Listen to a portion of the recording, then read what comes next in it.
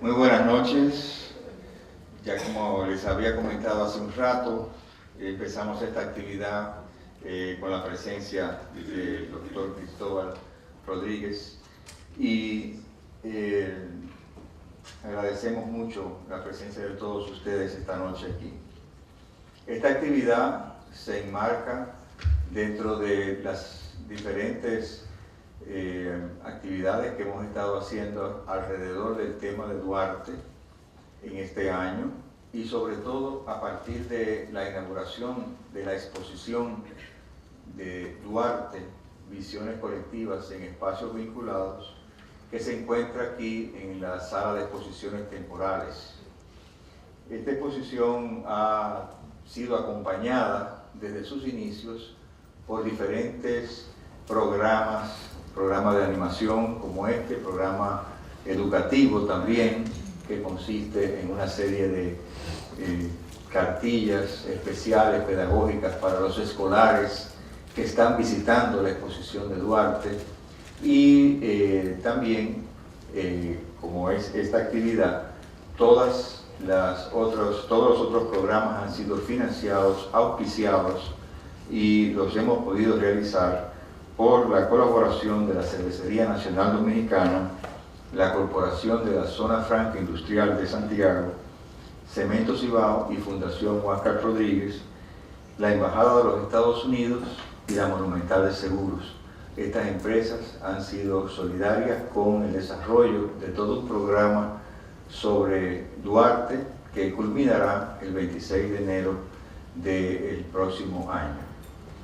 Esta noche tenemos este tema también motivado por la celebración, la conmemoración más bien, del Día de la Constitución, que se celebra mañana, pero que ha sido pasado a una fecha anterior, porque ayer fue día feriado precisamente por esa razón.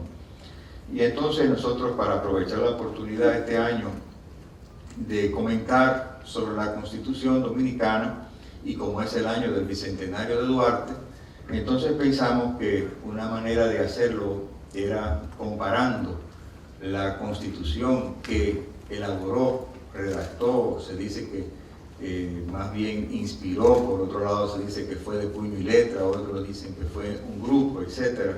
Lo cierto es que hubo una primera Constitución que se conoce entre nosotros como la Constitución duartiana y que surge con el inicio de la República Dominicana. Entonces, esa Constitución ha venido evolucionando, ha venido cambiando y hace unos años, en el 2010, se aprobó la última versión de esta Constitución. ¿En qué se parece la Constitución de Duarte a la Constitución de hoy, a la actual, a la vigente? ¿Cuántos cambios habrán ocurrido? ¿Habrá algún hilo de conducción entre lo que Duarte propuso y lo que hoy se tiene como norma, como principio, como aspiración? ¿Habrá habido algún discurso duartiano o tema duartiano que se haya totalmente perdido en el transcurso del tiempo? Y para eso, Cristóbal Rodríguez Gómez, que es licenciado en Derecho de la Universidad Tecnológica de Santiago, y es quien nos va a comentar esta noche algunas ideas que sirven de formación, pero también de motivación para que nosotros al final tengamos una sesión de preguntas, respuestas y comentarios. Cristóbal es abogado en ejercicio desde el año 1995, tiene un diplomado en Sistema Político y Reforma Constitucional que lo hizo en la Universidad Autónoma de Santo Domingo, es profesor titular de la Cátedra de Historia del Derecho Dominicano en la Universidad UNIBE y profesor de la Cátedra de Derecho Constitucional en la Universidad Abierta para Adultos. Actualmente es encargado, desde el año 1998, es encargado del Sistema de Protección y Justicia de Niños, Niñas y Adolescentes del Comisionado de Apoyo a la Reforma y Modernización de la Justicia. Fue delegado institucional ante la Comisión Presidencial para la reforma de la Constitución Dominicana en el año 1998. En el año 2009 fue asesor legal de la Comisión de Verificación y Auditoría de la Asamblea Nacional Revisora de la Constitución. Y entre sus publicaciones se encuentra la obra Derecho Internacional y Nuevo Orden Mundial, una aproximación al problema de la soberanía, que esta fue su tesis de grado para optar por el título de licenciado en Derecho. Le queremos agradecer a Cristóbal el esfuerzo de venir de Santo Domingo. Tiene mañana compromisos internacionales, sale del país, tiene que viajar esta noche de regreso, y a pesar de todas esas limitaciones nos dijo que sí, que quiere venir a compartir con nosotros lo que él muy bien sabe, y que le agradecemos que esté con nosotros aquí en el Centro León.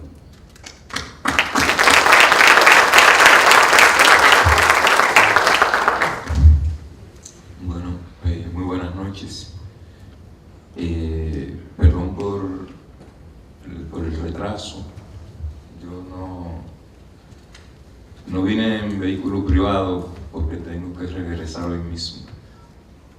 Y entonces, cuando llegué a la terminal de metro en Santo Domingo, el autobús de las 4 estaba saliendo y no hubo manera de que se parara, así que mis disculpas. Quiero agradecer al Centro León, a su director de manera particular, primero por haber propiciado este evento y por haberme invitado para venir a Santiago a conversar con ustedes sobre un tema que siempre es pertinente, yo diría que cada día es más pertinente en la República Dominicana. Yo quisiera hacer algunos señalamientos, plantear una serie de ideas generales tal vez sobre lo que fue la idea, valga la redundancia, fueron las ideas originales de Juan Pablo Duarte sobre el cómo organizar política y jurídicamente la sociedad a cuya formación, a cuya configuración él tanto aportó. Y luego dar un salto importante en el tiempo, porque es lo que me ha pedido el centro, para ver qué nos queda de esas ideas de Duarte en el régimen jurídico superior actual en la República Dominicana. Ustedes seguramente saben que Juan Pablo Duarte viajó por Europa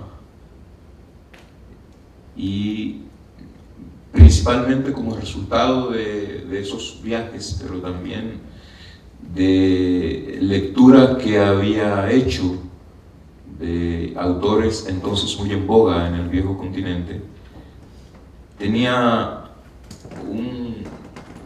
una forma, un pensamiento, para decirlo de alguna manera, una visión política de la sociedad, que estaba marcadamente inspirada por lo que ya entonces se denominaba las ideas liberales. Había leído algunos libros clásicos de Rousseau. Se habla de que conocía bastante bien el Emilio, el tratado rousseauiano sobre la educación, y muchos de esos textos que fueron la inspiración al mismo tiempo de las dos grandes revoluciones burguesas que tuvieron lugar a finales del siglo XVIII, tanto en Europa como en los Estados Unidos. Hablamos de la Revolución Francesa y del proceso de independencia de Estados Unidos de América del Norte. Esas ideas, digamos, tributarias del pensamiento ilustrado europeo permearon de manera muy notoria a esas primeras experiencias constitucionales del mundo moderno. Y cuando Juan Pablo Duarte, cuando llega el momento de la proclamación de la independencia nacional, ya Juan Pablo Duarte tenía un conocimiento importante de las cuestiones básicas del pensamiento político liberal, y que es, en términos de sus grandes lineamientos, el pensamiento político liberal. En primer lugar, aunque hay muchas formas, muchas variables de liberalismo, hay unas 4 o 5 ideas que cualquier liberal comparte, antes y ahora. La idea más fuerte, tal vez, del pensamiento político liberal consiste en el reconocimiento de que los seres humanos, por el hecho de ser seres humanos, tienen derechos, y que el disfrute de esos derechos, para que sea efectivo, tiene que producirse en el marco de un régimen político donde el poder esté limitado y sujeto a normas. No hay posibilidad de un clima de disfrute de derechos y de libertades fundamentales allí donde el poder político no esté sujeto a esos límites. Hay un aforismo de Montesquieu que se recoge en El espíritu de las leyes, según el cual el poder tiene una especie de naturaleza demoníaca, y es una especie de sed que no se sacia, y entonces tiende a querer siempre concentrarse, tiende a querer siempre tener más poder, y cuando eso sucede y entonces se concentra, la arbitrariedad y el abuso están a las puertas. Entonces, esas son 2 ideas básicas: la idea de los derechos y la idea de la limitación del poder como condición para el ejercicio efectivo de los derechos. El principio de la separación de poderes como una de las técnicas para hacer realidad esa idea o ese propósito de limitar el poder. Si queremos evitar la concentración del poder, tenemos que dividirlo, tenemos que fragmentarlo, tenemos que segmentar dentro de las corporaciones del Estado las distintas funciones del poder. Entonces el que hace la ley no puede ser al mismo tiempo el que la ejecuta, y el que la ejecuta no puede ser al mismo tiempo el que resuelve las controversias entre particulares o entre estos y el Estado a través del sistema de administración de justicia. De ahí la clásica división tripartita de poderes entre legislativo, ejecutivo y judicial, inspirada directamente en los textos de Montesquieu y de John Locke.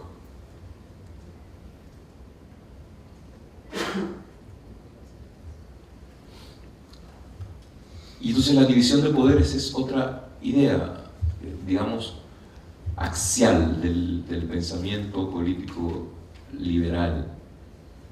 Y, por supuesto, la ley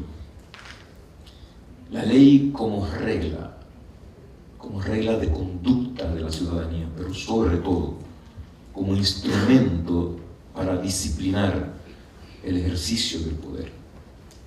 Esa idea del imperio de la ley, esa idea de que todos estamos sometidos a la ley, incluidos aquellos que la hacen, y que todas las actuaciones del poder tienen que estar previamente autorizadas por una ley, es otra de las cuestiones. Bueno, entonces todas estas ideas, o este núcleo de ideas, están muy presentes en el proyecto de ley fundamental de Juan Pablo Duarte. Ese proyecto de ley fundamental que, a decir de algunos, conservaron sus hermanas, que lo que queda de él es un documento más bien mutilado, incompleto. Sin embargo, en ese documento incompleto, que todavía hoy podemos ver, que todavía tenemos acceso, están presentes esas ideas que les acabo de decir. Llama la atención, por ejemplo, la forma tan categórica en que en varios textos, en varios momentos del proyecto duarteano de ley fundamental, se insiste en lo siguiente: la ley es la única fuente legítima de autoridad. No puede haber ninguna otra fuente legítima de autoridad en un Estado organizado conforme a derecho. Allí donde cualquier autoridad dimana de una fuente que no sea la ley, hay que buscar la voluntad de alguien, la voluntad de un hombre. Y la idea de Estado de Derecho lo que postula es la necesidad de sustituir la voluntad individual o la voluntad de un grupo como instrumento o como forma de gestionar la convivencia social y política por esa cosa abstracta y general que es la ley, y que es al mismo tiempo la encarnación suprema de la razón humana, porque es el resultado de un proceso muchas veces arduo de deliberación colectiva. Entonces, esa idea está muy presente siempre, está muy presente en el proyecto de ley fundamental de Duarte. En ese proyecto de ley fundamental, Duarte insiste en una cuestión que se ha estado discutiendo mucho en nuestro país en estos días, y que es uno de los instrumentos clave para conjurar la arbitrariedad siempre latente en las instancias desde las que se ejerce poder. Es el principio de irretroactividad de las leyes. Las leyes no pueden tener efectos retroactivos. Las leyes solo pueden surtir efectos hacia el porvenir.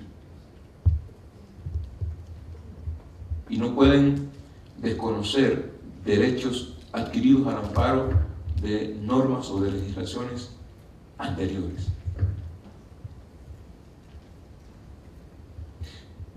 Muy relacionado con esta insistencia duartiana en la preponderancia de la ley, en la noción de imperio de la ley, está la gran construcción sobre el principio general de libertad que tan hermosamente está consagrado en el artículo 4 de la Declaración Francesa de los Derechos del Hombre y del Ciudadano. La libertad consiste en poder hacer todo aquello que no daña a otro.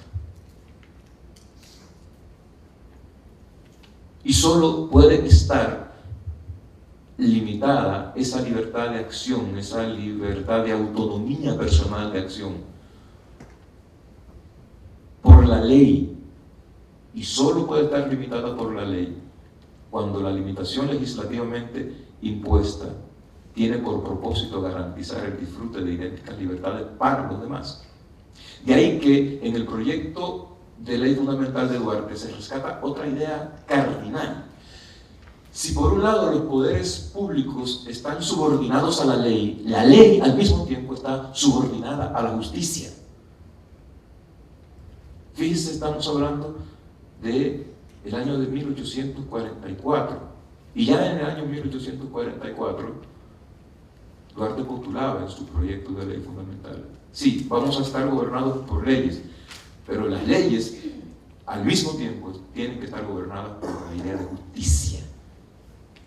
Es decir, esa noción que en Europa solo después de la catástrofe de la Segunda Guerra Mundial empiezan a plantearse los juristas y empieza a formar parte del gran debate en la teoría general del derecho de que no basta que las leyes se hagan de conformidad con los procedimientos que la Constitución establece, sino que es necesario que además del formalismo en el proceso de producción de la ley, su contenido se pueda justificar con arreglo a las ideas de justicia, estaba ya contenida en el proyecto de Duarte. Y vamos a hablar un poco más adelante en el artículo 40.15 de la Constitución Dominicana actual. Se puede leer, eso, se encuentra eso que hoy nosotros llamamos el principio de razonabilidad. Es decir, las leyes no pueden, la idea, el texto lo que dice es la ley es igual para todos. No puede ordenar más que lo que es justo y útil para la comunidad, ni puede prohibir más que lo que la perjudica. Es decir, el Congreso tiene facultades para hacer la ley, por supuesto, el Ejecutivo facultades para promulgarla y disponer su publicación. Pero ambos tienen que tener presente esas ideas de justicia y utilidad como condición de validez de la ley. Y el propósito de conjurar un daño como lo único que puede justificar la imposición obligatoria de una conducta o la prohibición de una conducta. Bueno, pues esa es una idea que está contenida en uno de los textos del proyecto de Duarte de ley fundamental. A la clásica división tripartita de poderes, en el proyecto fundamental de Constitución de Juan Pablo Duarte, de ley fundamental de Juan Pablo Duarte, se le añade y lo coloca en primer lugar en el orden de la exposición el poder municipal. Esa claridad respecto de la relevancia del municipio, de la relevancia de una concepción de proximidad entre quienes ejercen el poder y los ciudadanos. Es una cuestión que está ya planteada en ese proyecto de ley fundamental.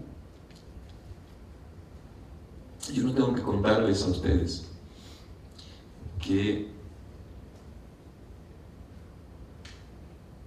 una vez proclamada la independencia, puesta en funcionamiento la Junta Central Gubernativa, convocada a la Asamblea, organizado el proceso constituyente que culminó sus trabajos en noviembre 6, mañana vamos a conmemorar el 169, ¿verdad?, aniversario de nuestra primera constitución.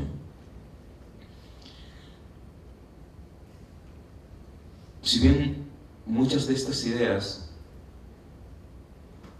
están contenidas en el texto constitucional que resultó aprobado por la Asamblea Constituyente de San Cristóbal en 1844,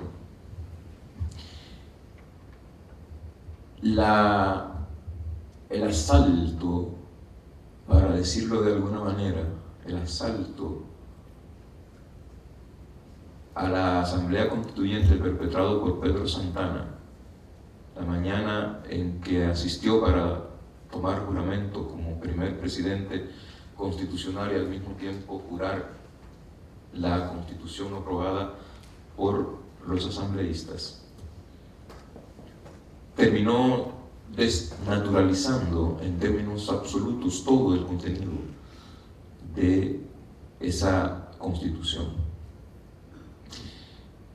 Y la obra o el texto que viene a vaciar de contenido todo el trabajo que desde julio había empezado a desarrollar la Asamblea Constituyente en 1844, es el texto del artículo 210. Es decir, el pensamiento político liberal que había inspirado no solo el proyecto de ley fundamental de Duarte, sino el trabajo en gran medida de la Asamblea Constituyente de San Cristóbal, se reconduce a estas dos ideas que les decía al inicio. Los seres humanos, las personas, tienen derechos. La Constitución debe reconocer esos derechos. Para garantizar esos derechos, la Constitución tiene que establecer un sistema de frenos y contrapesos, es decir, de mecanismos de límites al ejercicio del poder. Bueno, pues es la idea de derechos y la idea de límites al ejercicio del poder lo que resulta aniquilado con el artículo 210. Porque el artículo 210 no es otra cosa que el reconocimiento de poderes absolutos a Pedro Santana. De poderes absolutos e irresponsables. Si usted puede hacer lo que entienda sin tener que responder de nada de lo que haga, no importa lo que sea, y no importa ante quién sea, sin responsabilidad, sin sujeción alguna a responsabilidad. Y uno de los argumentos para justificar, si cabe el término, la intercalación de ese texto es que la Constitución reconocía demasiados derechos y que los derechos constituían peligrosas licencias. Es literalmente uno de los argumentos que se pone de manifiesto en ese momento. Los derechos constituían peligrosas licencias para una sociedad emergente, para una república emergente como la nuestra.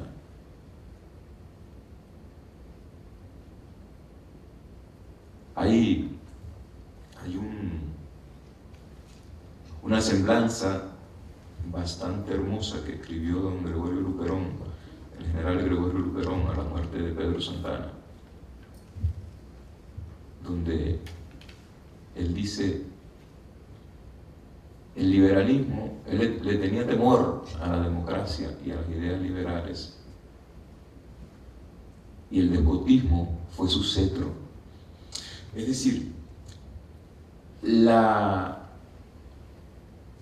vida constitucional en la República Dominicana surgió, en el momento en que surgió, de una absoluta desnaturalización,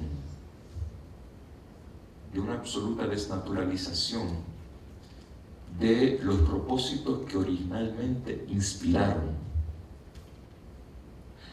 tanto el proyecto de independencia de Juan Pablo Duarte como su proyecto de ley fundamental, como el trabajo realizado por la Asamblea Constituyente de San Cristóbal.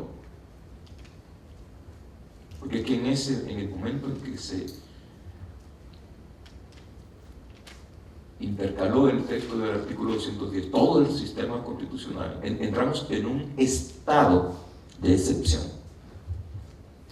En un estado de excepción sin la sujeción a los límites temporales propios de cualquier estado de excepción. Estado de excepción permanente. En la República Romana, la idea del estado de excepción, que era el momento en que traían a un dictador cuando había problemas, caos, dificultades de gobernabilidad en la República, traían un sujeto con autoridad para meter en cintura a la gente, para imponer orden, y tenía un plazo de 6 meses para resolver el tema. Tiene que resolver en 6 meses. O sea, no podemos vivir en un estado de excepción permanente. Porque la idea del estado de excepción es la contracara de la idea del estado de derecho. El estado de excepción es la puesta entre paréntesis del sistema jurídico. Bueno, pues el artículo 210 es la proclamación de un estado absoluto de excepción sin sujeción a ninguna regla, a ningún límite de ninguna naturaleza. Es importante tener presente esta cuestión porque la forma en que evolucionó luego la cuestión institucional en la República Dominicana y la forma en que nosotros nos hemos históricamente relacionado con la Constitución y con la ley en sentido general, está, desde mi punto de vista, muy relacionada con la forma en que surgió nuestra experiencia constitucional, que es el resultado del avasallamiento del poder militar sobre la ley. Es el resultado de la imposición de la voluntad de uno sobre el derecho. Entonces la Constitución estaba, pero era la voluntad de uno lo que valía. Fíjense que la Constitución, la misma Constitución de San Cristóbal, limitaba a 4 años el ejercicio, la duración del periodo presidencial. Después de parte de lo que sucedió en ese contexto, es decir, recordemos, la Guardia Presidencial había rodeado el caserón antiguo donde había sesionado el Congreso Constituyente. Es decir, el Congreso estaba sitiado. Cuando dije asalto no es una metáfora. O sea, el Congreso Constituyente fue literalmente asaltado por la Guardia Santanita. Entonces, una de las cosas que pasó, además del artículo 210, es el que se intercaló un texto. Aquí hay muchos abogados y estudiantes de derecho. Las leyes y las constituciones sobre todo tienen una parte final de disposiciones transitorias. Bueno, se intercaló una disposición transitoria que decía, bueno, aunque el artículo X, ahora no recuerdo, dispone que el periodo de gobierno es 4 años, en el caso del primer presidente constitucional de la República será 8. Y aunque prohíbe la reelección, en el caso del presidente de la República podrá reelegirse. Es decir, así fue que surgimos. Así fue que surgimos. Alexis de Tocqueville, un aristócrata francés que cuando tenía 26 años hizo un viaje por América del Norte para hacer una crónica soberbia sobre la democracia, escribió luego un libro muy pequeño que se llama El antiguo régimen y la revolución. En el segundo capítulo de ese libro, él dice más o menos esto: los pueblos se resienten siempre de su nacimiento. El hombre que hoy estaba ya envuelto en los pañales de su niñez.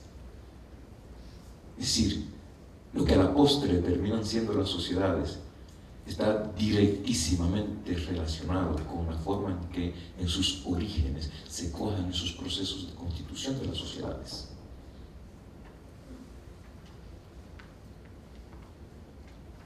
Entonces,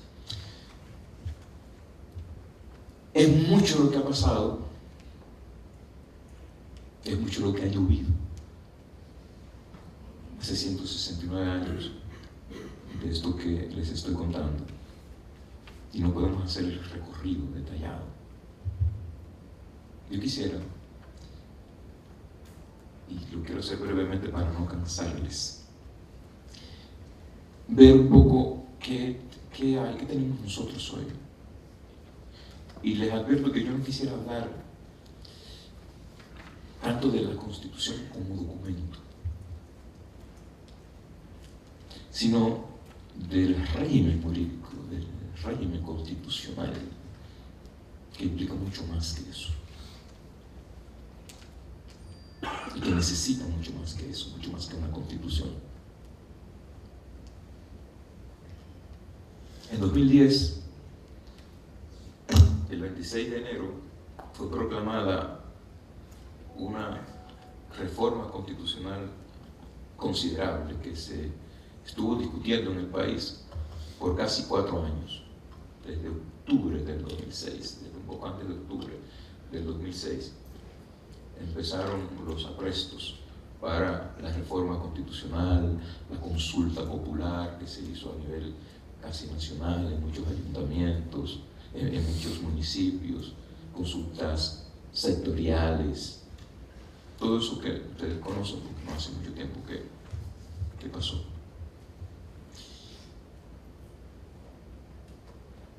Ese proceso culminó, como les decía, el 26 de enero. ¿Y qué tenemos? ¿Qué tenemos?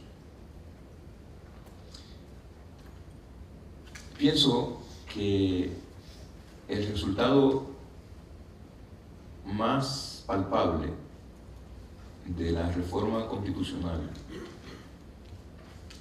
del 2010 está en la antítesis del pensamiento duartiano sobre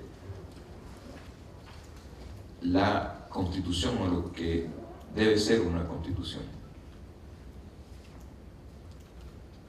Y tiene que ver con los elevados niveles de concentración de poder que la constitución actual propicia.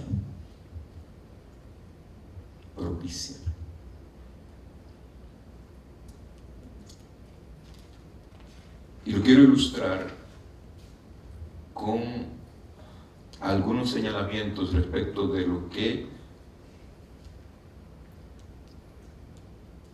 la forma en que se configuró en la Constitución todo lo relacionado con las instancias superiores de administración de justicia política y electoral, constitucional y ordinaria. Es decir, nosotros tenemos unos órganos supremos de administración de justicia en esos ámbitos: Tribunal Superior Electoral y un Tribunal Constitucional, una Corte Suprema de Justicia. Esos órganos son al mismo tiempo designados por un órgano que es el Consejo Nacional de la Magistratura. Una de las decisiones importantes y lastimosas que se adoptaron en ese proceso de reforma constitucional fue la incorporación del Procurador General de la República como miembro ex oficio del Consejo Nacional de la Magistratura. Y la incorporación del Procurador General de la República al Consejo Nacional de la Magistratura no es otra cosa que el robustecimiento de la presencia de la política partidaria en el órgano supremo de designación de los órganos supremos de administración de justicia electoral, política y constitucional en la República Dominicana, y ordinaria, o judicial, para decirlo de alguna manera. Lo que resultó en los hechos es lo siguiente: el Congreso sesionó, el Consejo sesionó en diciembre del 2011,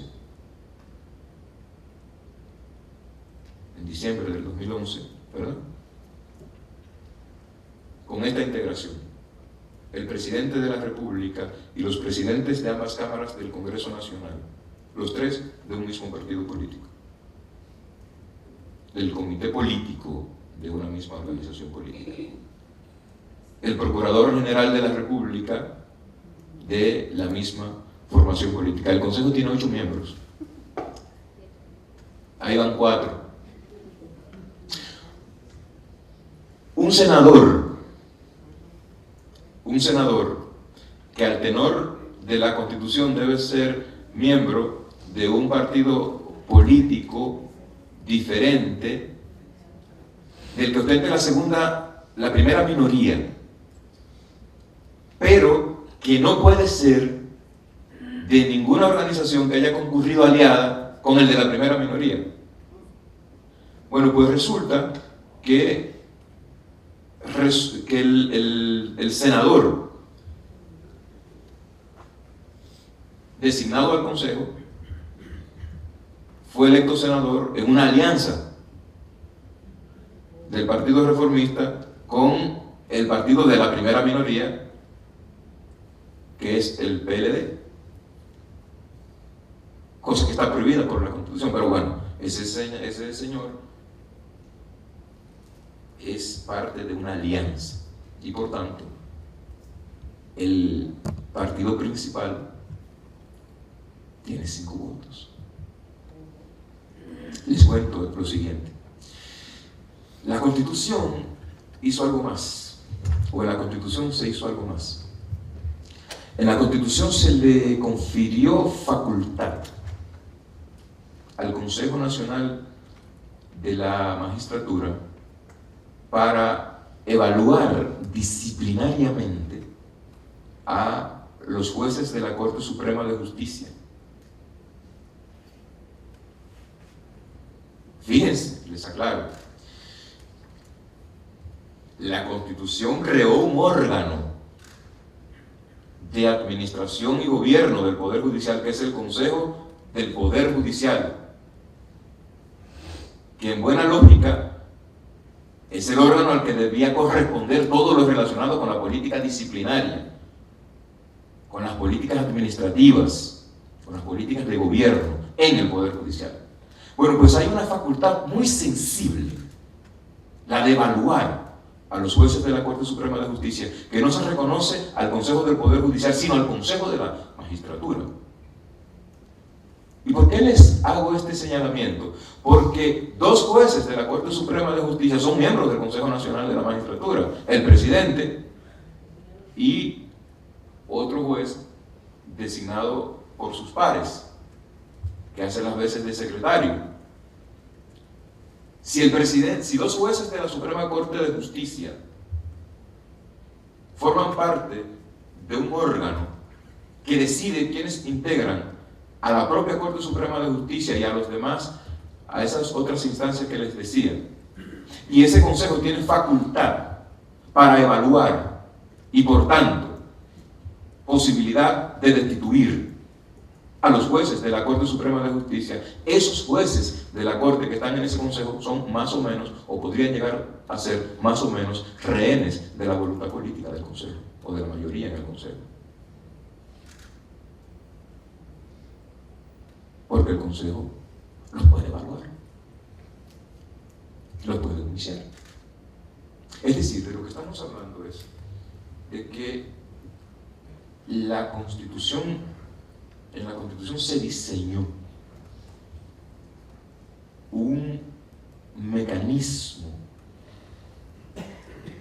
de designación de las instancias supremas de administración de justicia que permite que el mismo sea controlado por una única formación política en términos absolutos.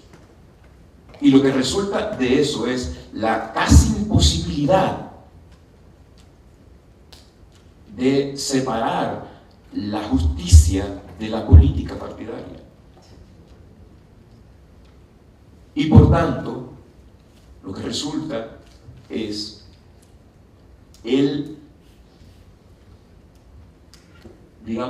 nosotros habíamos vivido un proceso desde el año de 1997 de reforma del sistema de administración de justicia, que dio sus frutos, que empezó un proceso de estancamiento, que vivió una etapa de estancamiento entre el año 2004 y 2005, y que luego empezó un proceso de franco declive, pero donde todavía no tenía respaldo constitucional la presencia de la política partidaria en la política. Bueno, pues lo que sucedió con la Constitución fue el robustecimiento expreso del rol de la política y de las voluntades partidarias en la justicia. Y no solo en la justicia judicial, para decirlo de alguna manera. Estamos hablando de el órgano que arbitra el proceso político superior, que es el proceso de elección de diputados, senadores, síndicos, regidores, presidente de la República, el Tribunal Superior Electoral. Fue designado de la misma manera, por el mismo órgano. El Tribunal Constitucional, el órgano supremo de interpretación del sentido de la Constitución. La instancia jurisdiccional suprema en nuestro ordenamiento constitucional. De cosas así es de lo que les hablo cuando digo entonces que una de las cuestiones más notorias de la Constitución vigente se encuentra en la antítesis del pensamiento constitucional duartiano, que propendía a establecer un ordenamiento estatal sujeto a una lógica razonable de equilibrio entre los poderes. La Constitución dominicana no facilita eso, lejos de facilitarlo, lo imposibilita, porque está diseñada de manera tal que permite elevadísimos niveles de concentración de poder. ¿Cómo se hace el presupuesto? Es otra, el dinero es tal vez la principal fuente de poder. Si nos creemos el cuento de la relatividad de la influencia política de los estamentos militares en nuestra vida actual, porque antes eran las armas, vamos a suponer que es el dinero. Ustedes saben en cuánto se estima el presupuesto general del Estado para el año 2014, a 605.000 millones de pesos. Eso no cabe aquí en este salón. Ni la cifra casi. 605.000 millones de pesos. Ustedes saben cómo se hace el presupuesto. La iniciativa de ley, el proyecto de ley, para la formulación del proyecto de ley sobre el presupuesto es exclusiva del Poder Ejecutivo. Nadie más tiene esa iniciativa. Esa iniciativa es muy difícil que sea modificada por el Congreso de la República, porque para el Congreso modificarla necesita una mayoría calificada en ambas cámaras para modificar la voluntad ejecutiva expresada en el proyecto de ley general de presupuesto, de ley general de presupuesto del Estado. 2/3 partes para modificar. Y eso que se mejoró, porque antes eran 2/3 partes de la matrícula. Ahora es 2/3 partes del quórum una vez verificado. Pero igual sigue siendo una mayoría idéntica a la que se necesita para la aprobación de la Constitución.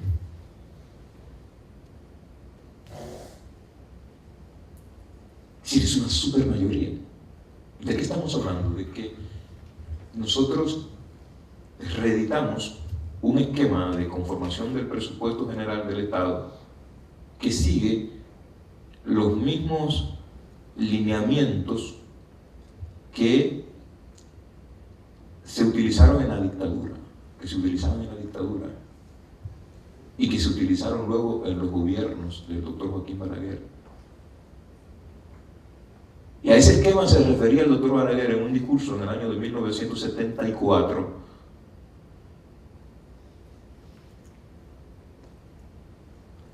cuando explicaba o quería explicar por qué era necesario que en países como estos el presupuesto se hiciera desde el Ejecutivo y que el Congreso no tuviera participación en eso.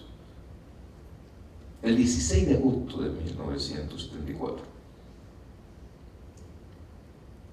En el discurso de toma de posesión le dedica una página y pico el doctor Balaguer a explicar las bondades teóricas que justifican el predominio absoluto del Ejecutivo en la conformación del presupuesto. Es decir,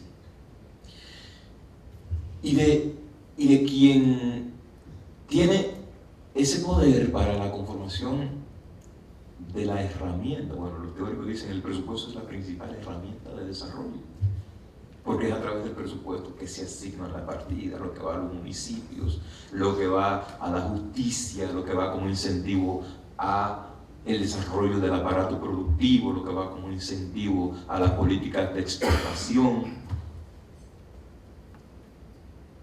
al sistema educativo, al sistema de salud. Es decir, es donde se deciden las grandes prioridades de la inversión pública. Y eso depende casi de manera absoluta de un equipo técnico al servicio de la Presidencia de la República. Es de esas cosas de las que hablo cuando les digo que la Constitución facilita unos niveles muy altos de concentración de poder en los aspectos más sensibles de la discusión sobre el poder, en las facultades que tienen que ver con los órganos supremos del Estado, en la determinación de la orientación del gasto, del dinero. O sea, no es poca cosa, no es poquita cosa. Nosotros tenemos un problema como país que todo el mundo reconoce como uno de las principales taras, a pesar de que dicen algunos que eso no se le da mucha importancia porque no se traduce en el comportamiento de las encuestas y en la votación, es el tema de la corrupción. Entonces, lo lógico es que en un proceso de reforma constitucional tan vasto como el que tuvimos nosotros en el año 2010, un problema de esa naturaleza fuera abordado con seriedad. Desde la perspectiva de la creación de un marco institucional superior, proclive a empezar a cerrar las puertas, no solo a la corrupción, sino sobre todo a la impunidad.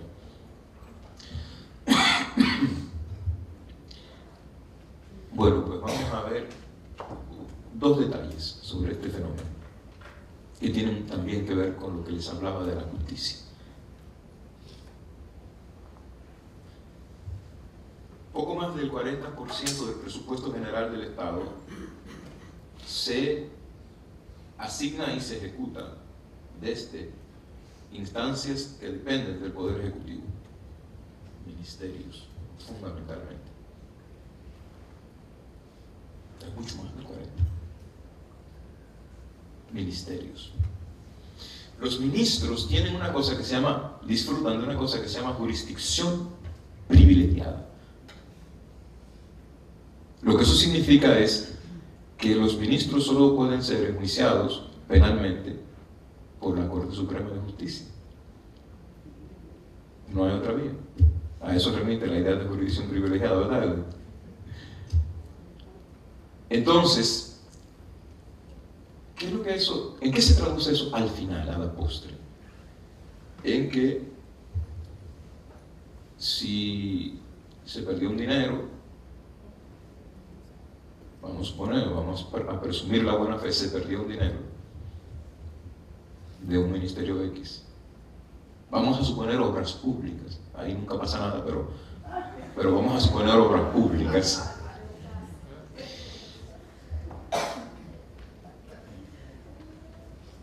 Y vamos a suponer que se abre una investigación imparcial, aunque el Ministerio Público, la cabeza del Ministerio Público depende directa y exclusivamente de la voluntad del Ejecutivo. Vamos a suponer que se abre una investigación imparcial.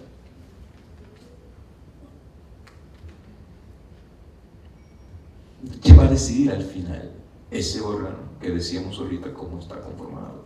O sea, ¿de qué es el resultado? La Corte Suprema de Justicia.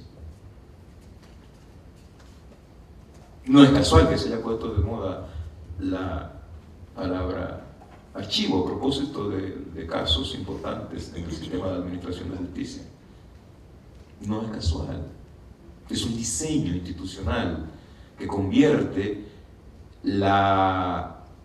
que construye un búnker de protección y de impunidad frente a la corrupción. Lo que quiero decir es que lejos de haber aprovechado la reforma constitucional para dar un paso importante en esta materia, lo que hicimos fue rediseñar parte del entramado institucional para evitar que se quiebre el clima de impunidad que está relacionado con el entronizamiento de la corrupción en la República Dominicana. Y yo no tengo que contarle nada sobre la Cámara de Cuentas. No hay que contarles nada.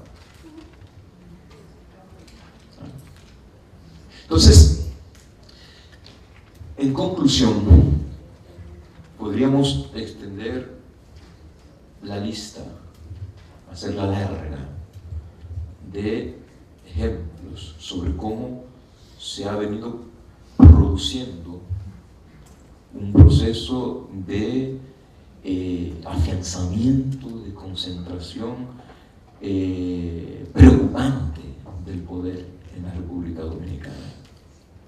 Preocupante, muy preocupante. Yo, a mí a veces me da pena hablar de estas cosas porque uno en el fondo quisiera hablar de otras cosas. O quisiera hablar de esto en otro tono y decir que todo está bien. Y decir que estamos avanzando. Pero lamentablemente no es así. No es así. La promesa de la Constitución y del proceso de reforma constitucional como una revolución democrática fue eso, una promesa en una república tomada por la demagogia, tomada por el vacío de sentido de las promesas de los políticos. Y hay que hablar de los políticos porque sin voluntad política no hay posibilidad de materializar la Constitución. La Constitución es una figura geométrica, es un rectángulo que no tiene voluntad propia más allá de la que le puedan imprimir los actores políticos que deberían estar sometidos a sus disposiciones.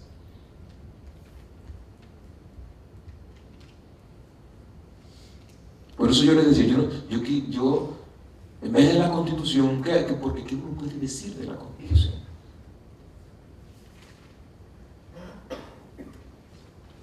De los responsables de ejecutar la Constitución.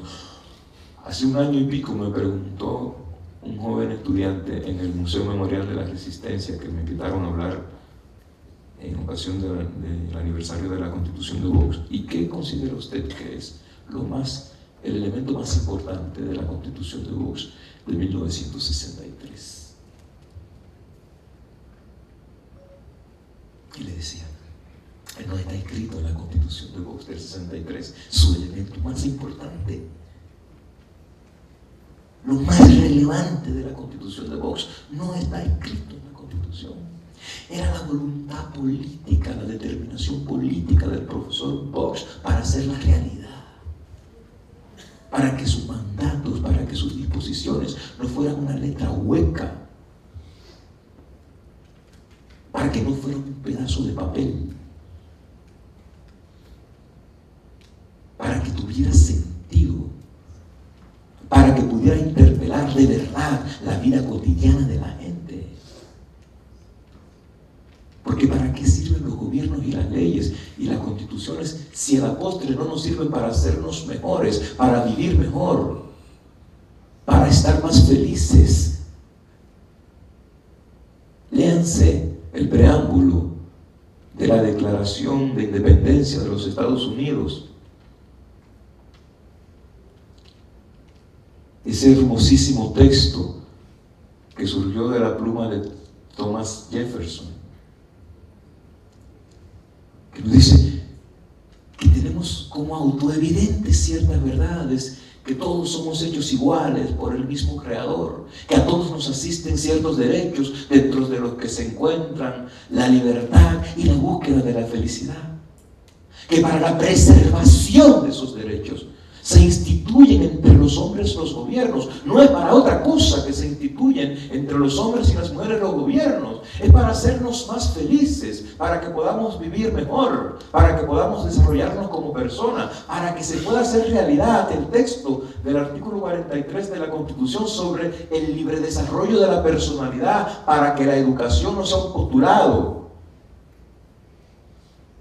para que la salud sea de verdad un derecho, para que el crecimiento económico no sea solo crecimiento económico, sino desarrollo humano, para que tengamos un clima de libertad, para que la gente pueda hablar sin que le digan que son traidores, para que se pueda criticar una sentencia del Tribunal Constitucional sin que se diga muerte a los traidores. Es para eso que existen los gobiernos, no es para más nada.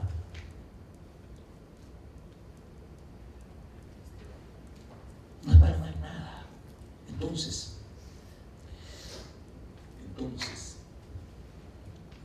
nosotros tenemos un régimen constitucional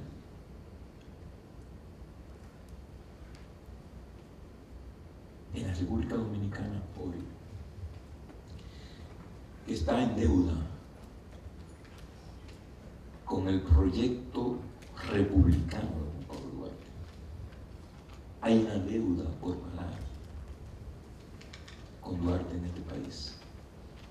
El ideario duartiano de república, el ideario duartiano de constitución, el ideario duartiano del imperio de la ley, el ideario duartiano de que la ley es la única fuente legítima de autoridad, no el amiguismo, no la complicidad, no los compañeritos del partido, la ley.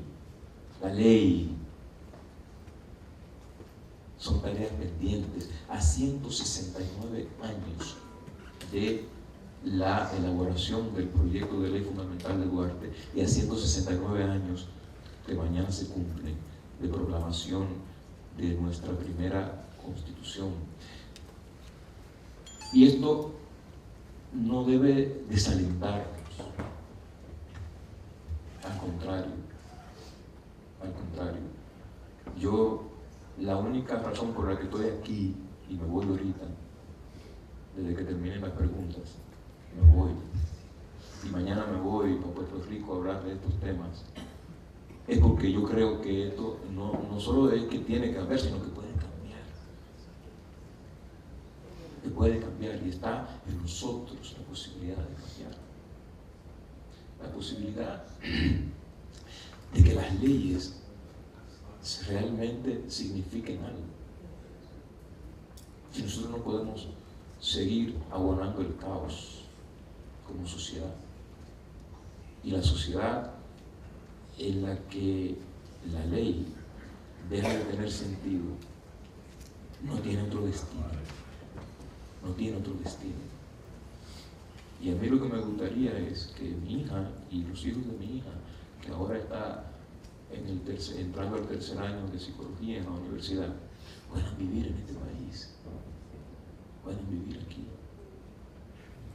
Pero para eso tenemos que hacer conciencia de lo que tenemos como país, de la deuda que tenemos con ese ideario duartiano de constitución, con ese ideario duartiano de república, a cuya memoria se dedica este evento, a cuya realización yo reitero muy satisfecho y muy agradecido el hecho de que me hayan invitado. Muchísimas gracias.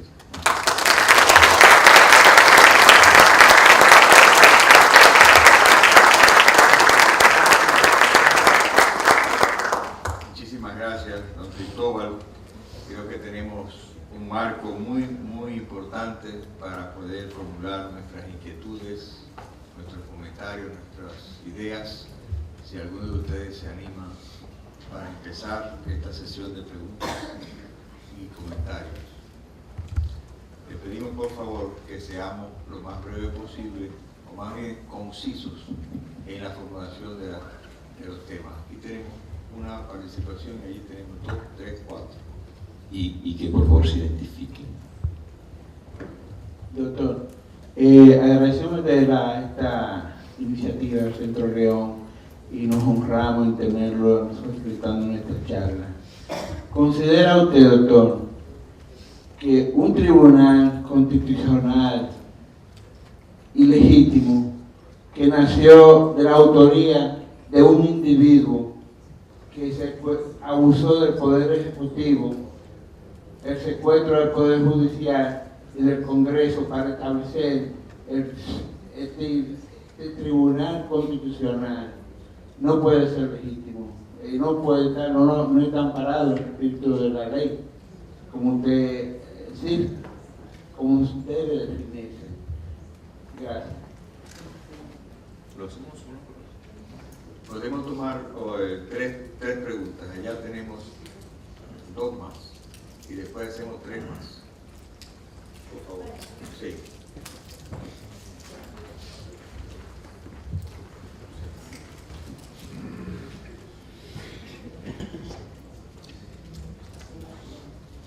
Muchas gracias.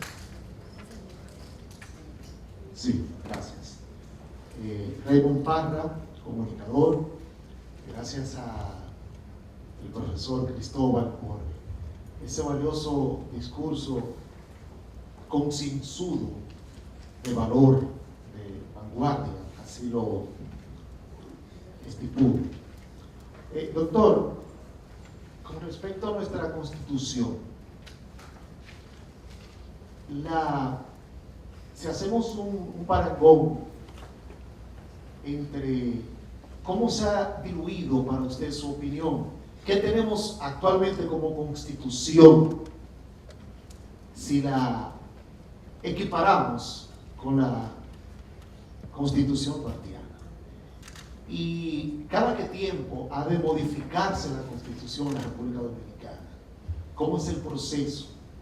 Porque tenemos un reto y una vergüenza, muchos dominicanos, por lo que yo considero un adefesio que se ha hecho con esa Carta Magna.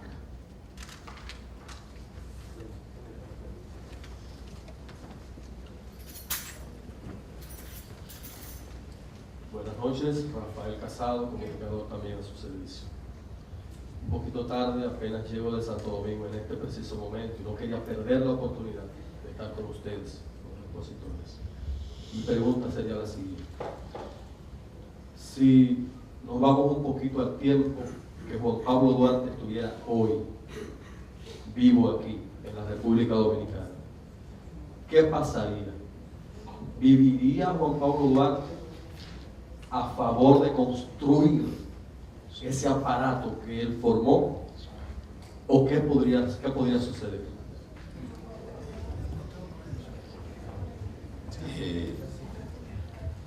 Bueno, Casado, nos vamos a empezar por ahí de atrás para adelante. Eso es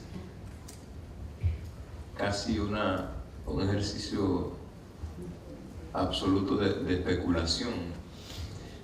¿Qué haría Duarte si estuviera aquí?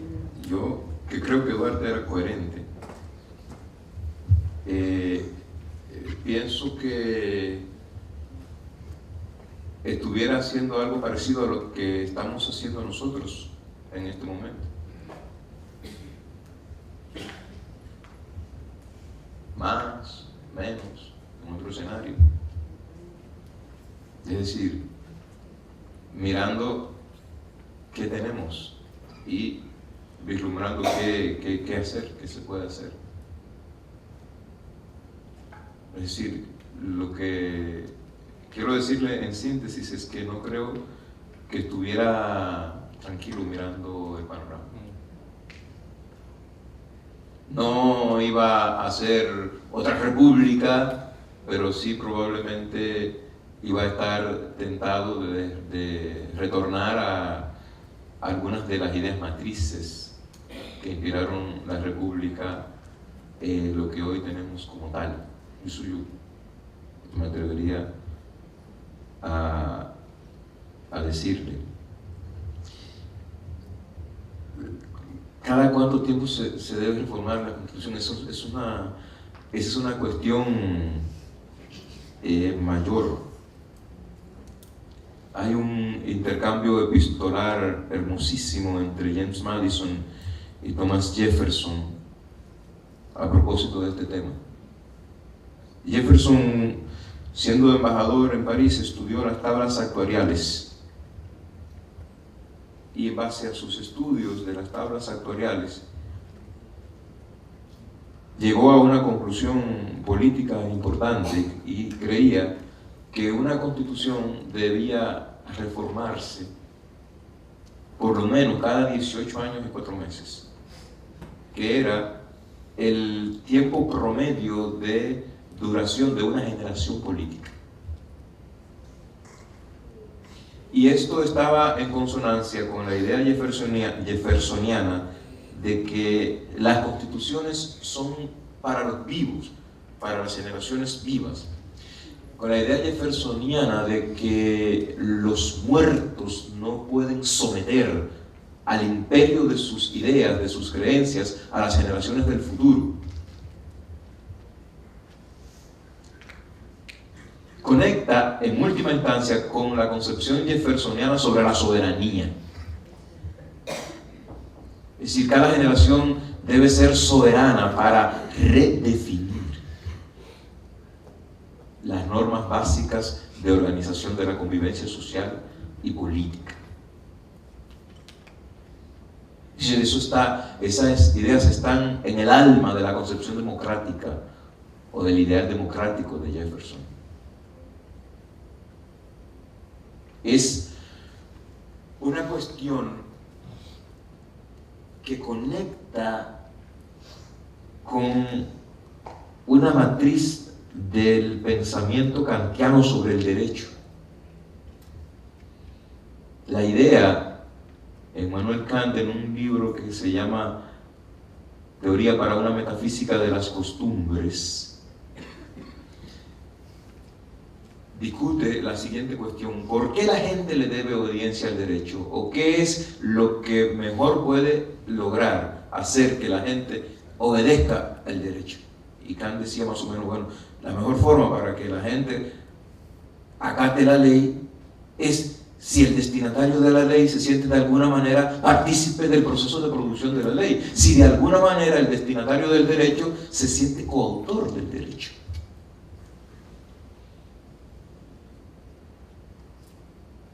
Si puede participar en los procesos de deliberación, en los procesos de debate, si sus voces se pueden oír, si puede ir a las vistas públicas si se convocan.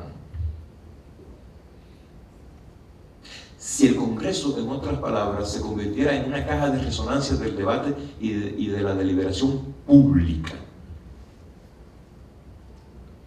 de manera tal que el parecer, el interés, las aspiraciones, las expectativas del ciudadano estuvieran traducidos en la ley, estuvieran reflejados en la ley.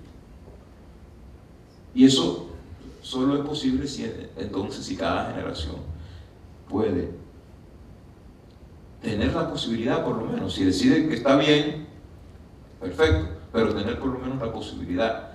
Yo comulgo mucho con esa idea de Jefferson, comulgo mucho.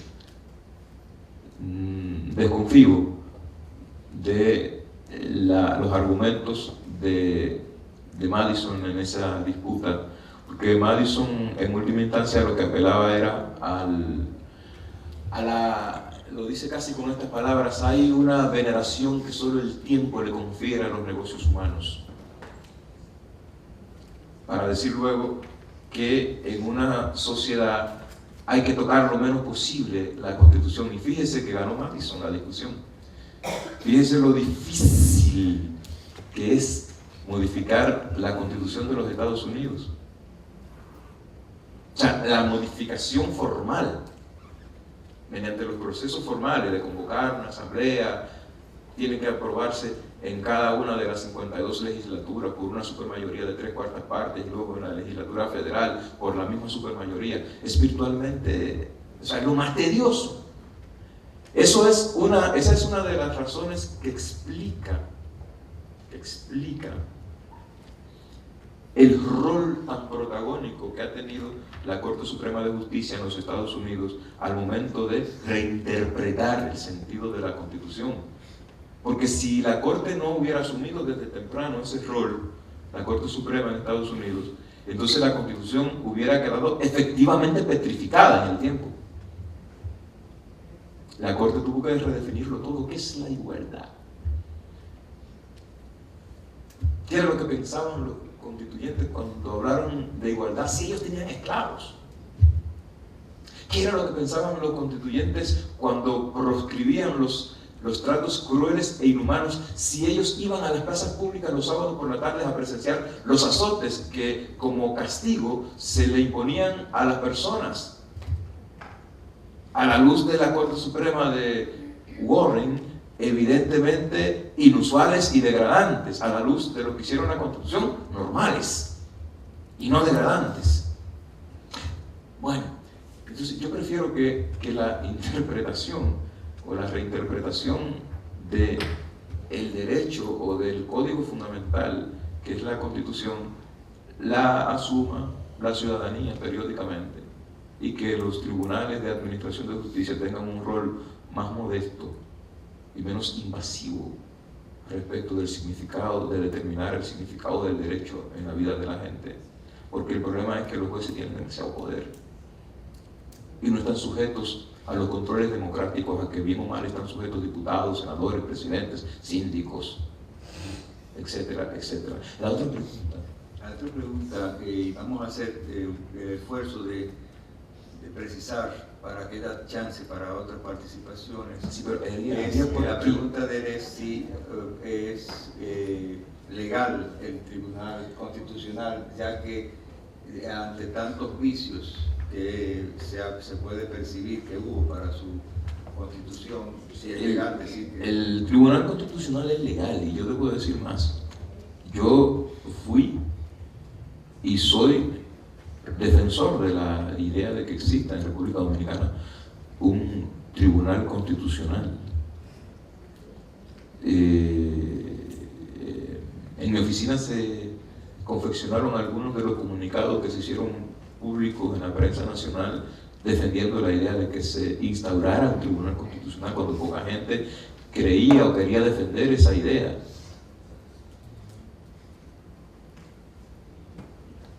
Nosotros, pienso que a veces uno cae en el siguiente error. El hecho de que haya instituciones que funcionan inadecuadamente no puede tener como respuesta la preocupación o la cuestión de si eliminamos la institución. La única respuesta aceptable ante el inadecuado funcionamiento institucional es qué hacer para que funcione adecuadamente, qué y cómo hacerlo. Porque el hecho de que exista un barrilito y un cofrecito en la Cámara de Diputados y en el Senado de la República no nos puede llevar a la conclusión de que eliminemos el Congreso. Es ¿qué es lo que va a hacer la ciudadanía? ¿Qué es lo que vamos a hacer como ciudadanos para que esas anomalías mayúsculas cesen? Para que el Congreso legisle en función del interés general, para que el Congreso lleve a cabo sus labores de control y fiscalización. en función del interés general. Esas son las interpelaciones a las que nosotros le podemos dar aquiescencia. Las instituciones son para mejorarlas, no para destruirlas o para aniquilarlas, porque a lo que aspiramos es a vivir en instituciones. Yo al menos a eso aspiro, a vivir en instituciones, ¿sí? Que los empresarios puedan estar más o menos tranquilos porque hay un clima de seguridad jurídica y sus inversiones no van a estar atenazadas por la incertidumbre sobre las formas en que se manejan las cuestiones contractuales en el derecho civil, que el régimen de tenencia de la propiedad inmobiliaria funcione más o menos bien, que haya libertades básicas. Es eso, no más. No vamos a hacer una revolución, lo que queremos es vivir tranquilo, con un mínimo de organización. Gracias. Ahí tenemos dos y aquí una. Ahí está el señor. Muy buenas noches. Mi nombre es Pamela García, yo soy estudiante de Derecho. Mi pregunta es la siguiente. ¿Qué usted nos aconseja a nosotros como estudiantes de Derecho? Hablo por mi grupo. Usted como abogado constitucionalista, ¿qué nosotros debemos hacer como futuros abogados para mantener la República en un estado constitucional y qué podemos hacer también para mejorarla? Eso es. Es una pregunta. Vamos a tomar La otra. Sí, sí. Aquí hay otra pregunta allá atrás. Por favor. Y luego aquí. Ahí. No, es aquí, por favor.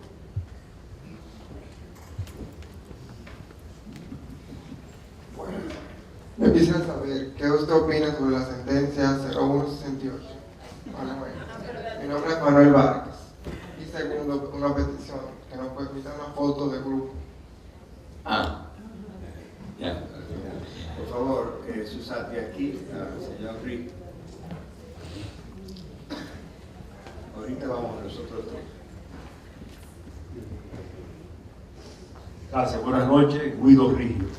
Con relación al proyecto de Duarte sobre la laicidad del Estado, dice de Morici que la Constitución de San Cristóbal se excedió y le dio una categoría de la religión oficial del Estado. Eso se quitó con la Constitución de 1924, pero sin embargo vemos al Estado sumido a la Iglesia Católica, arrodillado, entregándole la educación pública, viviendo del erario nacional mediante un concordato trujillista. Su opinión al respecto. Vamos a empezar de nuevo por ahí, por lo último, está más fresquecito.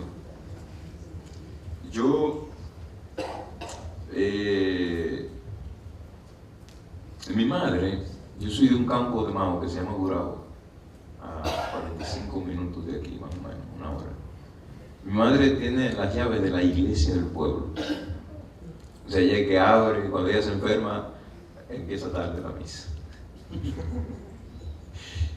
Y yo todavía la acompaño a misa cuando voy a verla, ella tiene 86 años. Y le cuento esta cuestión personal, porque me parece importante. O sea, yo creo que las religiones juegan un rol.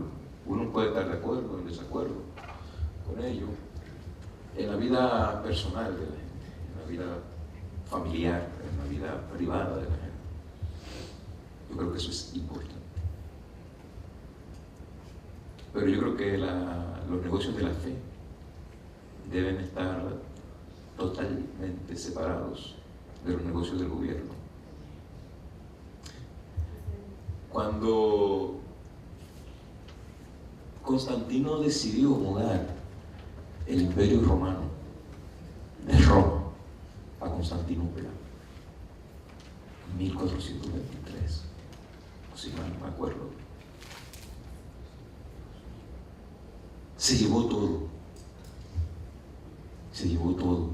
a los cónsules, a los procónsules, a los senadores, le pagó dietas especiales, le hizo ofertas de salario inmensas, le prometió viviendas para que se fueran, para que se mudaran a la nueva sede del imperio, Constantinopla.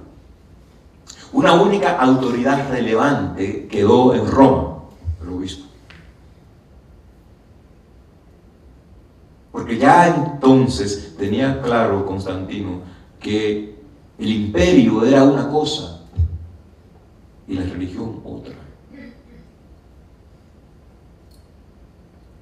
Yo creo que es incompatible, absolutamente incompatible con el ideal republicano de gobierno. No solo la existencia de una religión oficial, formal, sino la existencia institucionalizada de privilegios de cualquier índole, a cualquier religión. De cualquier índole a cualquier religión. La separación entre iglesia y Estado es una cuestión que a veces uno no calibra su importancia, porque parece una cosa tan abstracta. ¿Por qué es importante? Yo lo ilustro siempre con esta cuestión. La Iglesia estableció, creo que 219 herejías hace mucho tiempo. Es decir, 219 pecados particularmente graves como para que quien los cometía fuera merecedor de la hoguera. Una de esas herejías era postular el heliocentrismo, es decir, postular que no es la Tierra el centro del universo, sino que es el Sol, que el Sol no se mueve y que es la Tierra la que se mueve alrededor del Sol. Eso era una herejía. Por la comisión de ese pecado se condenó a la hoguera a Galileo.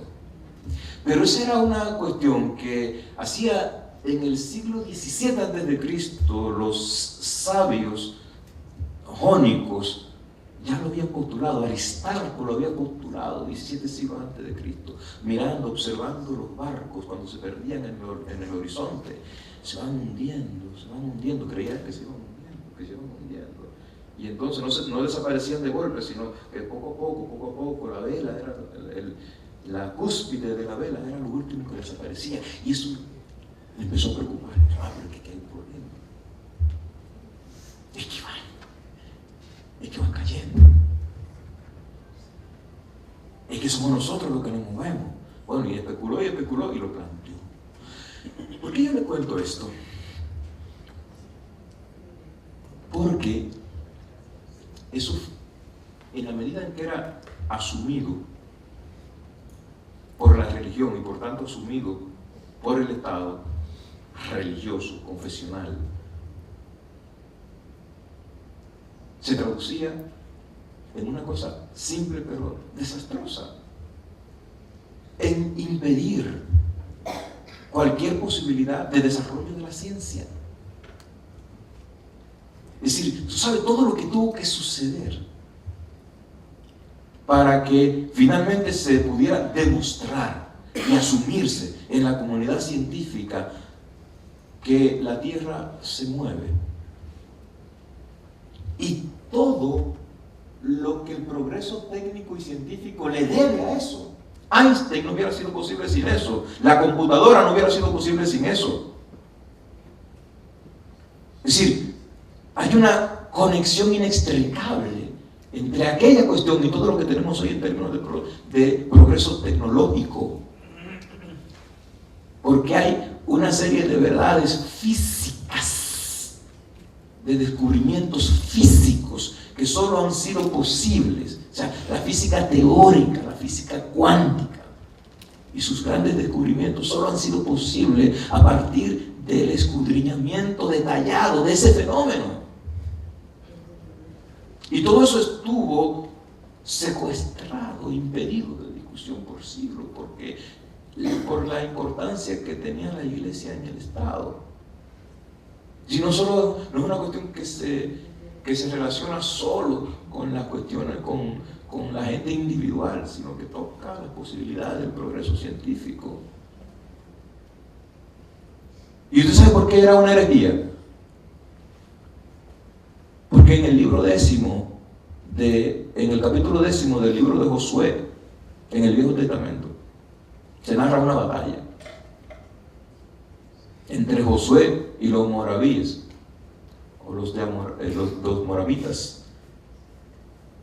Y narra el Viejo Testamento que Dios quiso tomar partido por Josué. Y la forma en que lo favoreció fue ordenándole al sol que se detuviera sobre la ciudad de Gabaón por 24 horas. Y si Dios le ordena al sol que se detiene, no es porque el sol se mueve. Y si Dios cree que el sol se mueve y le ordena que se detenga, ¿quién es Galileo para decir que no se mueve? Un hereje. ¿Qué bien merece la hoguera? Esa es la lógica. Esa es la lógica.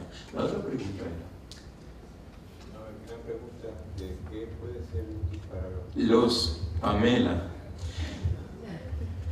Yo creo que lo primero que los estudiantes tienen que hacer es estudiar. Pero estudiar no significa preparar exámenes. Estudiar en serio. El derecho es una disciplina exigente, de verdad exigente.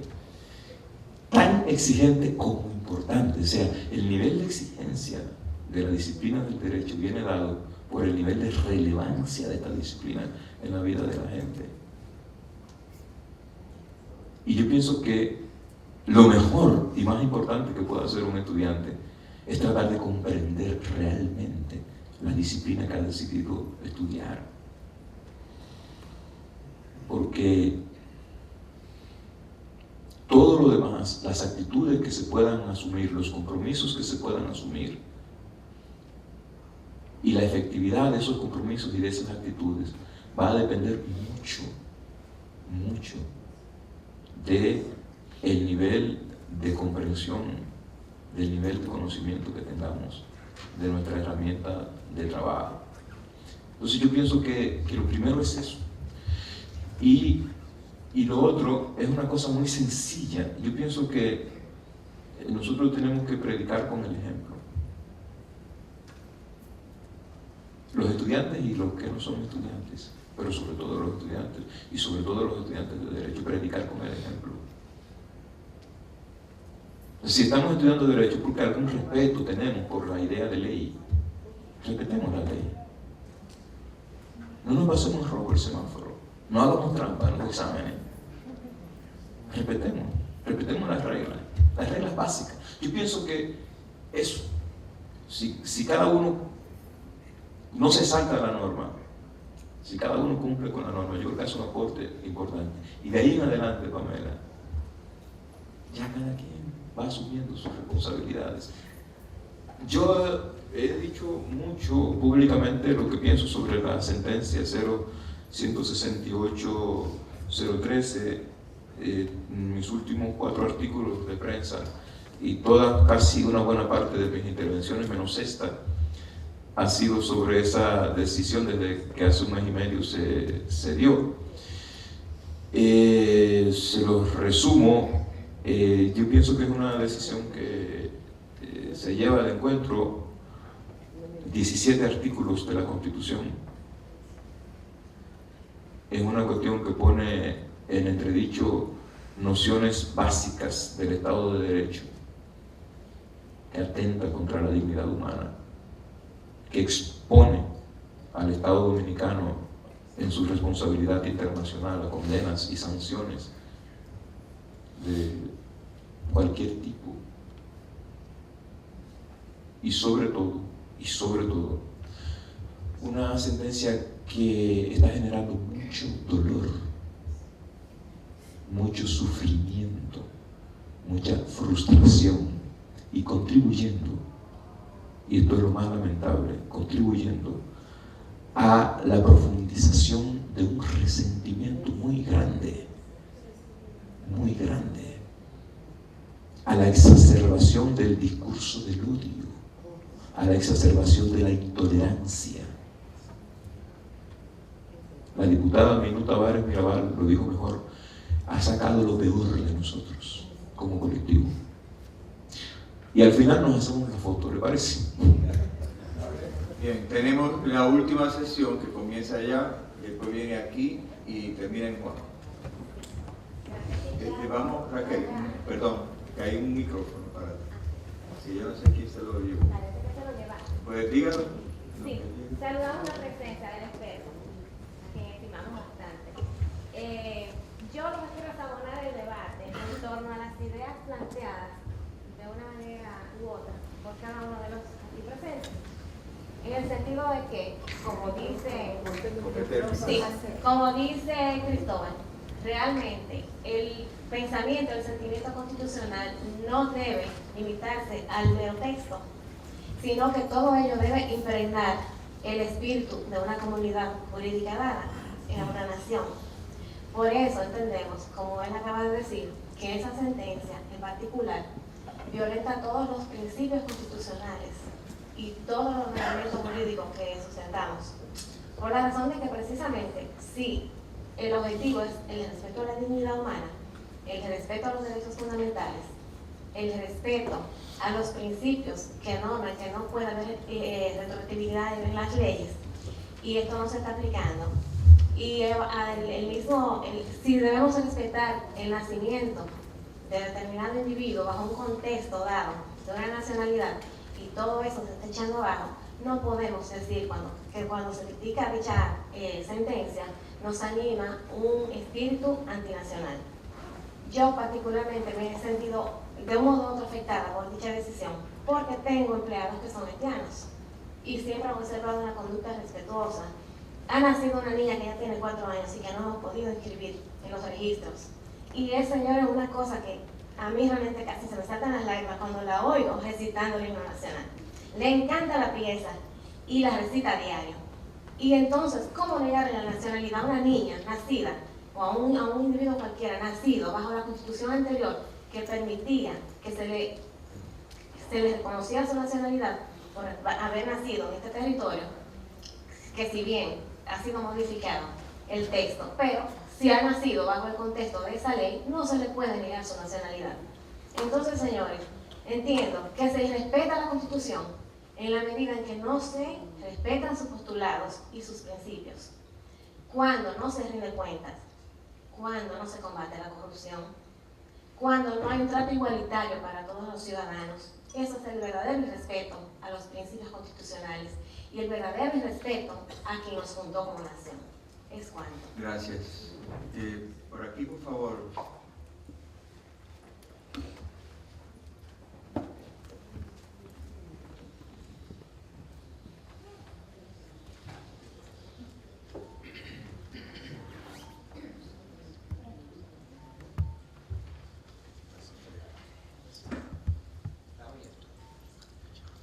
Saludos.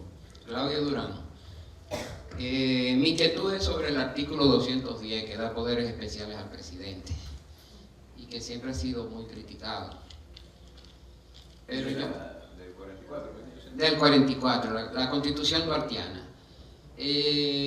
Duarte no estaba en el país cuando se proclamó la Constitución. El 11 de septiembre él fue puesto en un barco deportado hacia Hamburgo, junto con Sánchez Mella y un grupo de patriotas.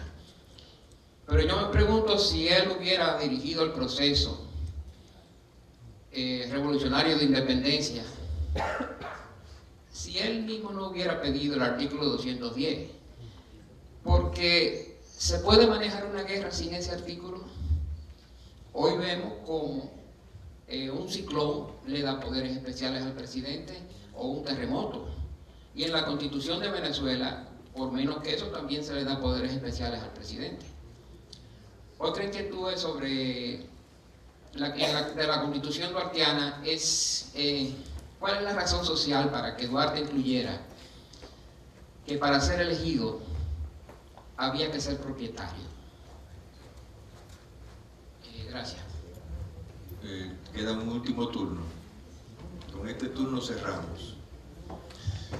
Buenas noches. Mi nombre es Juan Castillo, soy santiaguero.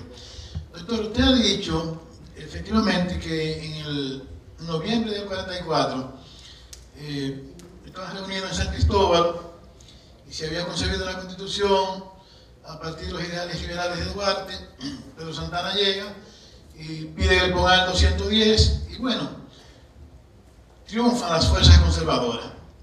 En el año 2009, 2008, 2006, dijo usted, nuestro proceso, constituyó una comisión, Cautero, Luis Gómez, 10, conjunto de expertos, pregunta, consulta, una cosa lindísima. Pero traen unos españoles y finalmente se aprueba una constitución, que mal que bien es esa. Y usted acaba de decir que el Tribunal Constitucional se ha llevado de paro 17 artículos de esa constitución. Entonces, yo pregunto, ¿dónde que está el fallo? ¿En la pieza, en el texto constitucional? Bueno, ¿en el proceso? ¿Quién puede defendernos? ¿Para qué sirve eso? ¿O a qué proceso hay que hacer una constitución que valga la pena? Que no sea, como dijo una persona que no vale la pena recordar, que era un pedazo de papel. ¿Dónde está el fallo? En esta sociedad, en este sistema. Bueno.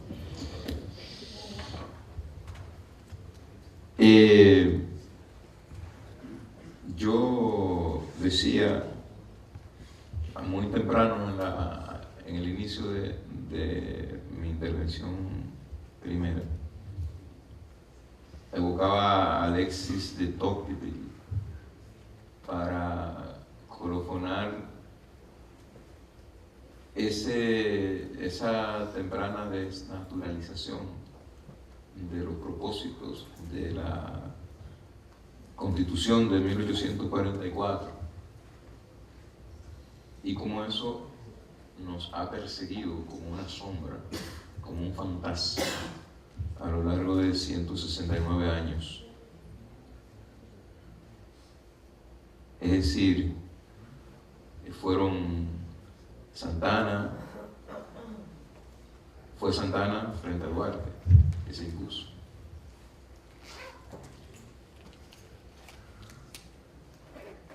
Tuvimos a Liz, creo que por 13 años, y a Espaillat por 7 meses, a Trujillo por 31, a Balaguer por 22, a Vox por 7 meses.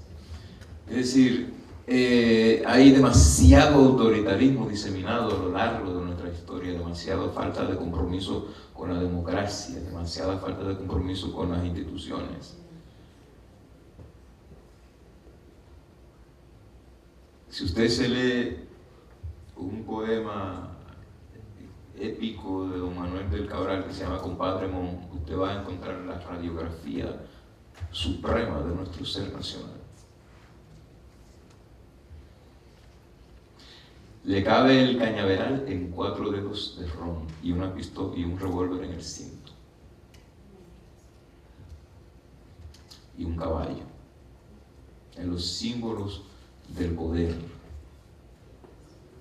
por encima de todo y del poder masculino por encima de todo. Eso ha dominado nuestra cultura. Eso ha dominado nuestra cultura. Y lo que hoy tenemos es el resultado de eso, de una historia donde el autoritarismo ha sido victorioso, donde el conservadurismo se ha impuesto en un lapso predominante de nuestra historia. muy predominante. Eso es un dato. Eso es un dato computable, pero puede contabilizar. Si sumamos todo, los Buenaventura Báez, los Santana, los Lilis. Una nota de orden, si lo hacemos al revés, si sumamos todos los momentos de gobiernos democráticos que se aceptan como democráticos, es menos del 5% de la vida nacional. Ahí está. Yo creo que no hay que decir más nada sobre su inquietud. No hay democracia sin demócratas. No hay democracia sin demócratas. Y no hay demócratas sin cultura de libertad. Sin cultura de libertad. Que la gente pueda hablar y expresarse sin que nadie se tenga por qué ofender. Que no puedan haber temas tabúes. Que pueda la gente discrepar sin matarse o sin desearse la muerte. Eso es lo que necesitamos, y para eso Pamela y sus compañeros de la universidad y los que vengan después tienen mucho que hacer y mucho que decirnos, y nosotros también, cada vez menos, pero también. Y yo insisto, yo creo que no hay que aniquilar el Tribunal Constitucional. Lo necesitamos, lo vamos a necesitar, esta sociedad lo necesita, como necesita un Congreso y un Ejecutivo. Lo que tenemos que forzar los ciudadanos es para que los legisladores, los presidentes, los jueces sepan que si se salen de los parámetros de la ley, hay consecuencias. Cuando eso suceda, la violación de la ley será una excepción y su respeto será la norma. Es decir, cuando la norma cuando el respeto de la norma se convierta en el comportamiento normal, cuando se pueda normalizar el respeto de la norma en nuestro país, entonces vamos a tener un Estado de Derecho. Había una última pregunta, porque con lo que decía Raquel no hay que decir nada, estamos totalmente de acuerdo. Si Duarte hubiera estado presente, ¿hubiese podido gobernar sin? Bueno, en el proyecto de ley fundamental de Duarte no aparece nada similar, y elaboró uno. Por lo que yo tengo que suponer que él pensaba que se podía. Y le digo más, usted dice que si se podía de otra manera, y yo creo que sí.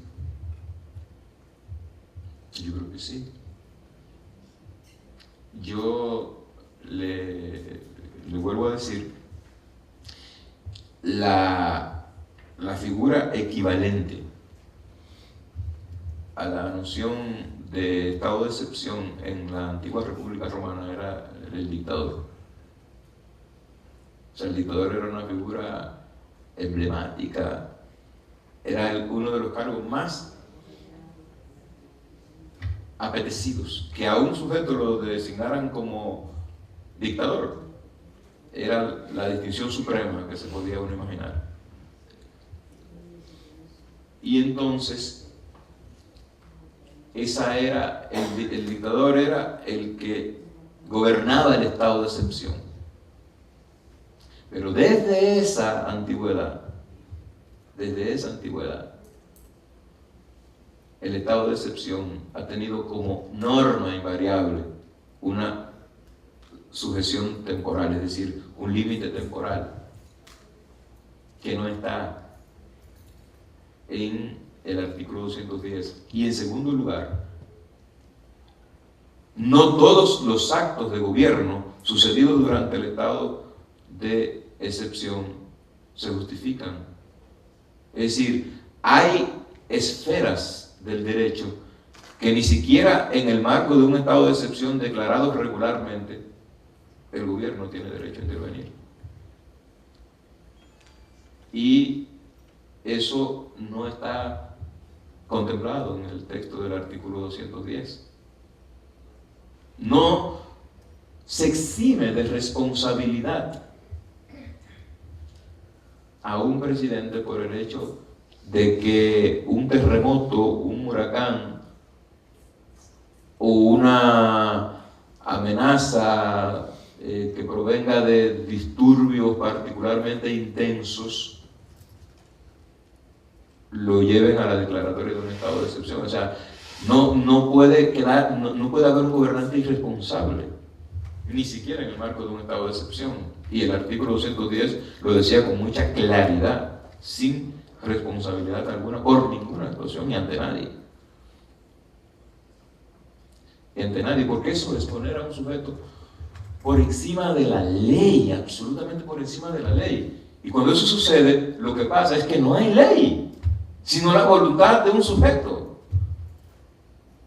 Y vuelvo al Viejo Testamento para terminar. Cuando Dios decidió exterminar Sodoma,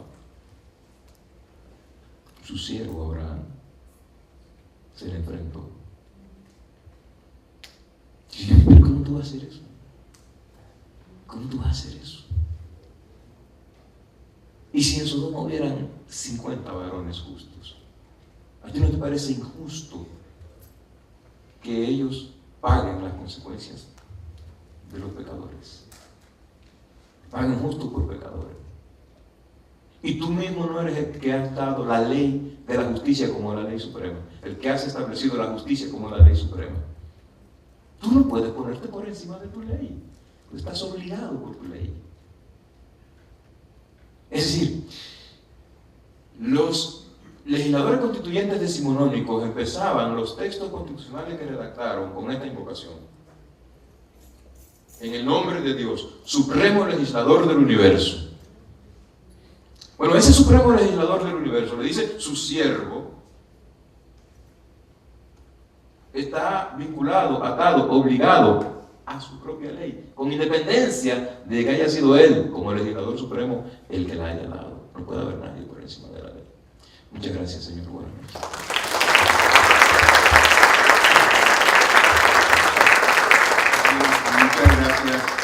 Muchas gracias a todos. Yo creo que dentro de todas las reflexiones que podemos hacer, de tan rica exposición y con tantos elementos para poder pensar hacia el futuro, en qué podemos hacer, hay que siempre tener presente que algunos aspectos de la Constitución pueden dar chance a lo que se llama margen de maniobra para lograr quizás una aplicación menos dañina de la misma Constitución. O sea, podemos también ocuparnos de encontrar esos elementos virtuosos que pueden tener las constituciones para ver cómo se mejora su aplicación. Y por otro lado, debemos pensar en lo que decía Cristóbal, en que hay que generar una voluntad política para eso. O sea, hay que ir pensando en cómo los actores políticos pueden también hacer cambiar estas cosas con su propia voluntad política, con su propia manera de organizarse hacia eso. Son dos tareas que también se nos quedan pendientes como resultado de estas reflexiones que hemos oído esta noche. Yo también quería decirles que les invito a que se lleven uno de estos papelitos para que recuerden que cada semana ustedes pueden encontrar aquí actividades parecidas a estas, pero relacionadas quizás con otros temas. La última semana del mes, nosotros tenemos aquí un conversatorio y un documental sumamente importante, y es sobre la vida de un grupo de mujeres que ha estado trabajando durante más de 40 años en una fábrica en los Estados Unidos, una fábrica en Nueva York. Es una fábrica que hace muñecas, las famosas muñecas Alexander Dolls, que se han vendido en todo el mundo durante muchos años. Y esta fábrica se ha mantenido activa todavía al día de hoy por la presencia de estas mujeres dominicanas que emigraron a Nueva York. Entonces, la doctora Mary Eli Peña Grotero es una antropóloga dominicana que vive en Nueva York y que ha estudiado la vida de las mujeres allá y tiene un proyecto que se llama Para que no se olviden, que es un proyecto que habla precisamente del aporte de los emigrantes dominicanos a la economía de los Estados Unidos y sobre todo a esas mujeres que trabajan en las factorías y en las fábricas. El documental son testimonios de las mujeres, es un documental muy bonito, muy bien hecho, y hay un libro que no es muy grande tampoco, pero es un libro que viene acompañado del documental, donde se hace el análisis que propone la doctora Peña Grotero, quien estará aquí precisamente invitada por este programa de la Expo Duarte, porque en el programa Expo Duarte lo que nosotros estamos tratando es de vincular los dominicanos de aquí, los dominicanos de allá, sobre diversos temas de interés para todos. Entonces ella va a venir invitada por el programa, va a estar presente, ustedes le podrán hacer preguntas y luego también vamos a ver la proyección del documental y sobre el documental también haremos preguntas.